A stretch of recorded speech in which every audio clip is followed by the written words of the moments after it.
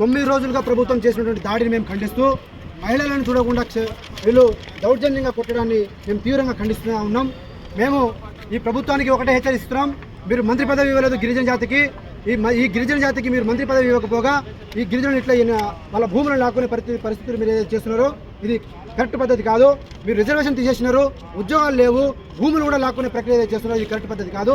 ఈ ప్రభుత్వం దీని మీద వెంటనే దీని పరిష్కార మార్గంగా 4 అడుగులు ముందుకేయాలని చెప్పేసి మేము సందర్భంగా కోరుతా ఉన్నాం. లేని పక్షంలో ఈ ప్రభుత్వం ఈ లగచర్ల బాధితులకు కనుక మీరు న్యాయం చేయకపోతే మాత్రం మేము తండాల నుంచి గ్రామాల నుంచి మొత్తం యావత్ తెలంగాణ సమాజం మొత్తం అదే లగచర్ల గ్రామానికి వస్తాం, ఆడ కూర్చుంటాం, ఒక లంబాడి మహాసభ మేము నిర్వహిస్తాం. అక్కడ కూడా మీరు ఈ సమస్య పరిష్కారం చేయకపోతే మాత్రం ఢిల్లీ వెళ్తాం, ఢిల్లీలో కూడా సమస్య పరిష్కారం చేయకపోతే మాత్రం టోటల్ తెలంగాణ మొత్తం పాదయాత్ర చేసి కూడా మీ యొక్క ప్రభుత్వాన్ని ఎండబెడతాం. మీరు ఆ భూముల నుంచి వెనకపోయేంత వరకు మేము పోరాటం చేస్తున్నామని ఈ యొక్క సందర్భంగా నేను హెచ్చరిస్తా ఉన్నా.